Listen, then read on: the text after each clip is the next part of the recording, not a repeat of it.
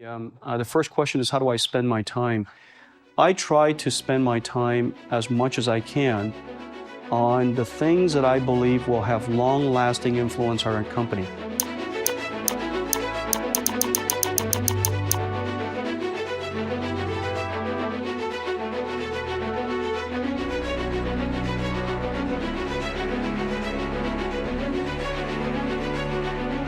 Now, whether you're from USA or UK, China or Japan, or whichever part of the world that you are in right now, and whatever it is that you're doing, whether you're scrolling your phone or you're watching a show that somehow knows what you will like next, asking a chatbot to write an email or letting maps quietly reroute your commutes.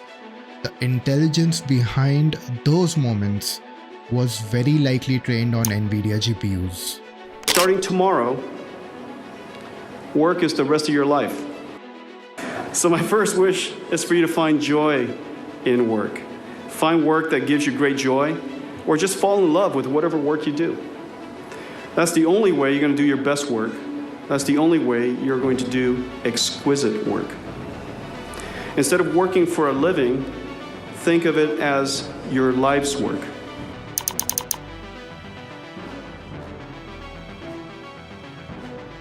Not in your phones, but far away in data centers where models learn patterns from oceans of data. And in July 2025, the company powering that learning quietly crossed $4 trillion in market value. $4 trillion in market value for a single company. Animation is Nvidia, a $4 trillion market cap. Today, Nvidia became the first $4 trillion company. The market cap milestone that Nvidia just hit, it isn't just because of its AI chip.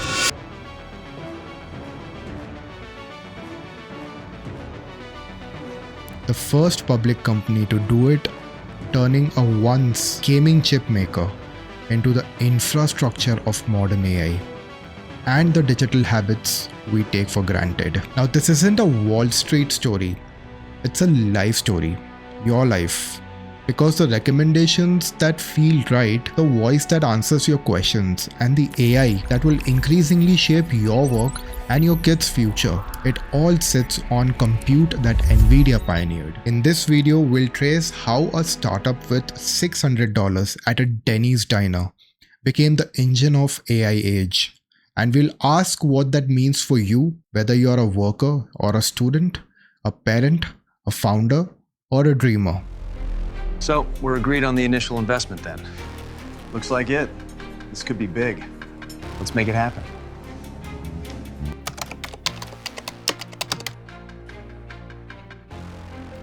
Now it all started in 1993 in San Jose, where three engineers, Jensen Huang, Chris Malakowski, and Curtis Preem, pushed together $600 in a Denny's and incorporate Nvidia.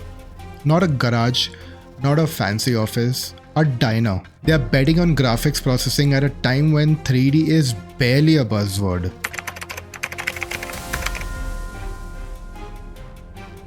Now, Jensen's personal arc is raw. Born in Taiwan as a child, mistakenly enrolled in a Kentucky reform school.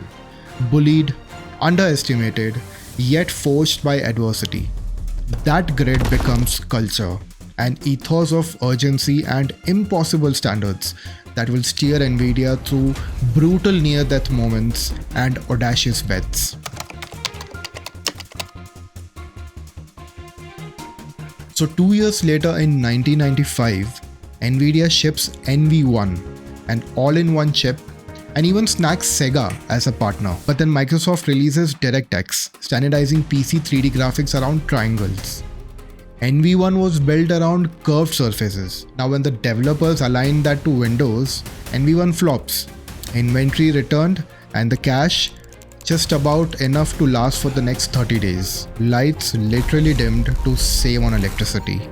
The rivals laugh, Intel dominates.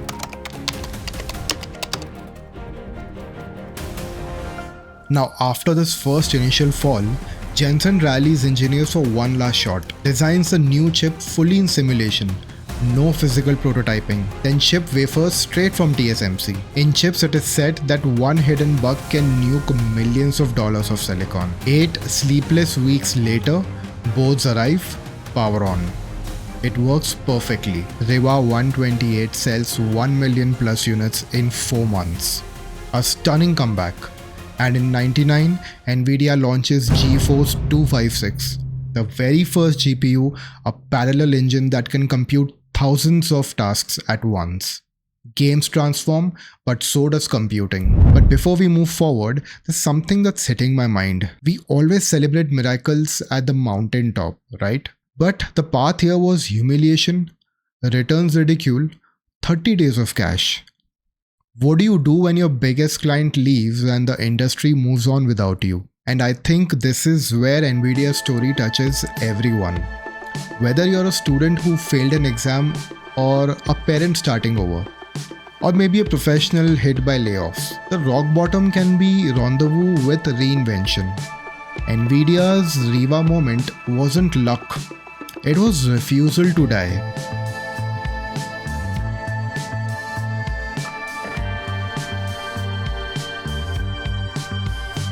In 2006, Nvidia had created a strange tool called CUDA, which let programmers use their graphic cards for more than just graphics. At the time, most people ignored it.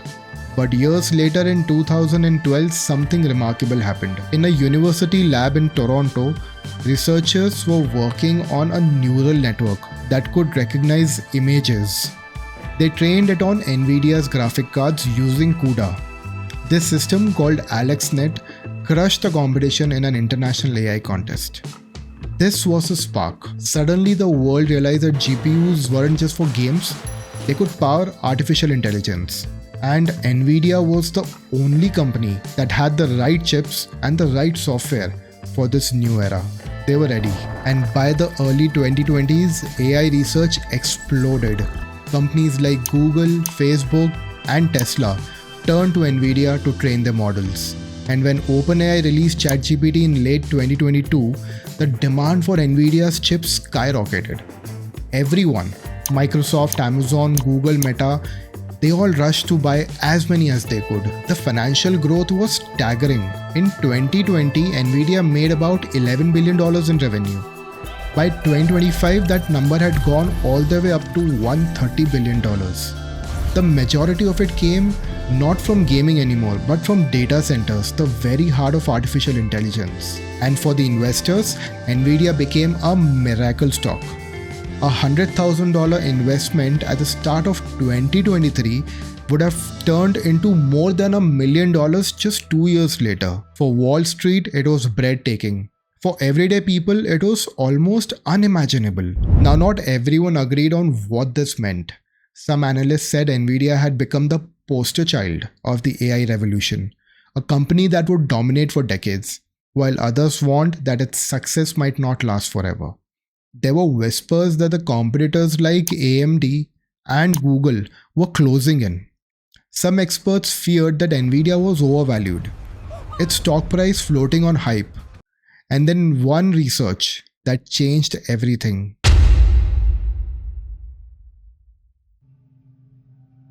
So the lab claimed that it had trained a large AI model for a fraction of the expected cost. That's when Nvidia lost hundreds of billions of dollars in value in just one day. It was a reminder that even giants could stumble. Global markets in unrest.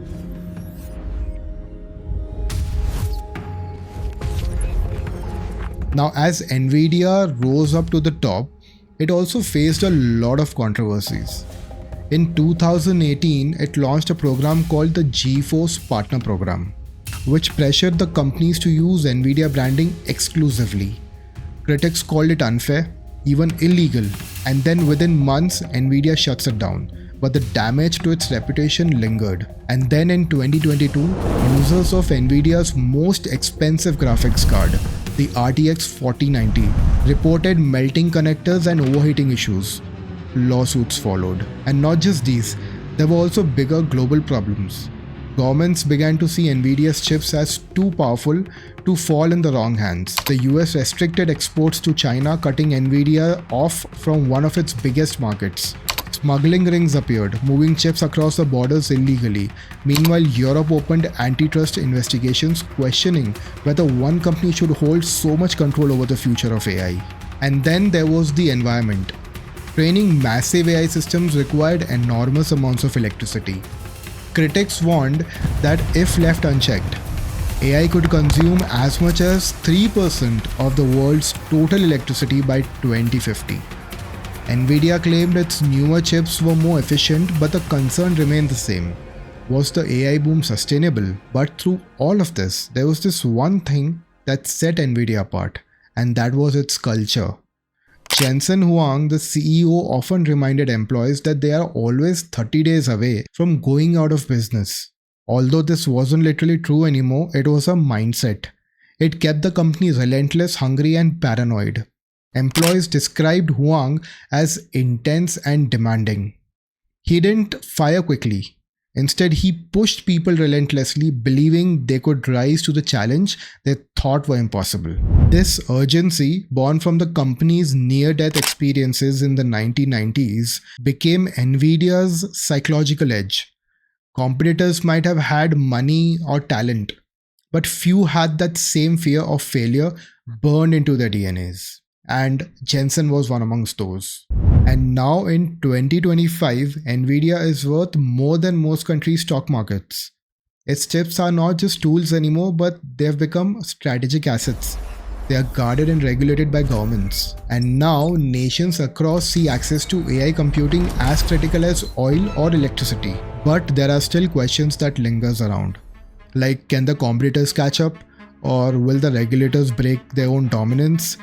Or what if the AI gold rush cools down? You see, Nvidia is on top of the world right now. But history has shown that even the most powerful can fall. So, from a diner table $600 to the backbone of AI, from Riva 128 to Blackwell, from CUDA that nobody wanted to CUDA that nobody can ignore now, from gaming to global infrastructure. You see, Nvidia didn't just ride the AI, it built the rails. But what does this all mean for you? You see, this isn't just about a company.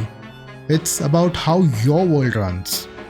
Your feeds feel psychic because the models trained on Nvidia learned your patterns. Your tools got smarter because of the inference farms, often GPU powered, sit behind the apps that you tap. And then comes your career, which will be redrawn by the AI capability curves that depend on compute. And if you're a parent, a founder, policymaker, or a student, the stakes are now personal. Access to compute could amplify or limit your future choices. Now imagine if Nvidia is already this powerful today, shaping the AI, powering the biggest models, and holding the keys to the digital future. What happens next? What happens when AI outgrows Nvidia's control? What happens when the AI agents start making decisions across finance, media, and governance faster than the human can review? That's exactly what I explored in my other video, AI 2027. It's the next chapter after Nvidia's $4 trillion milestone, how AI could transform or upend the systems that we live in today. You see, Nvidia's story is a prelude. The real question is, what comes after?